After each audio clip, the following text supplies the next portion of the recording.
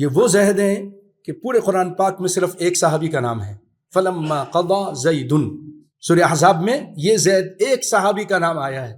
یہ وہ عظیم صحابی ہیں بھائیوں، یہ غلام کی حیثیت سے کبھی آزاد تھے، اونچے خاندان کے تھے، عرب تھے، لیکن کسی نے اغوا کر لیا اور ان کو مارکیٹ میں بیچ دیا۔ تو بکتے بکاتے سیدہ خدیجہ رضی اللہ تعالی عنہا، نبی صلی اللہ علیہ وسلم کی جو سب سے پہلی بیوی، ان کے یعنی غلامی میں آ گئے تو آپ کی خدمت کے لیے خدیجہ نے دے دیا۔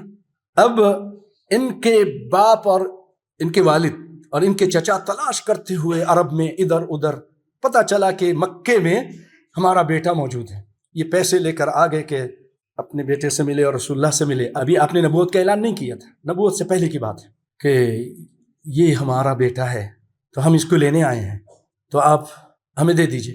آپ صلی اللہ علیہ وسلم فرمایا کہ مجھے کوئی اعتراض نہیں، تمہارا بیٹا ہے، لے جانا چاہتے لے جاؤ، لیکن مجھے زید سے پوچھ لینے دو اس کی کیا رائے ہے، وہ جانا بھی چاہتا ہے کہ نہیں چاہتا ہے۔ لیکن اس کی محبت کا اندازہ کیجئے، باپ آیا ہوا ہے اتنے عرصے کے بعد، چچا آیا ہوا ہے لینے کے لیے، آپ نے بلایا زید یہ کون ہے؟ کہا یہ میرے ابو ہیں، یہ میرے چچا ہیں، یہ تم کو لینے آئے ہیں۔ کہنے لگے مجھے آپ اپنے آپ سے جدا مت کیجئے، میں آپ کے ساتھ اتنا اونچا اخلاق تھا کہ انہوں نے اپنے ماں باپ کو، اپنے رشتہ داروں کو، اپنے چچا کو، سب کو قربان کر دیا کائنات کے امام صلی اللہ علیہ وسلم کی محبت۔ آپ پھر بہت خوش ہوئے اور آپ صلی اللہ علیہ وسلم نے ان کا ہاتھ پکڑا اور کعبہ کے اندر گئے اور جا کے اعلان کیا کہ آج سے یہ میرا بیٹا، یہ میرے مال کا وارث اور میں اس کے مال کا وارث۔ منہ بولا بیٹا بنا لیا، اس زمانے میں جائز تھا، بعد میں اللہ نے اس سے منع کر دیا۔ جو حقیقی بیٹا وہی بیٹا ہو سکتا ہے، منہ بولا بیٹا یہ مال کا وارث بھی نہیں بنے گا، اس سے پردہ رہے گا عورتوں کا۔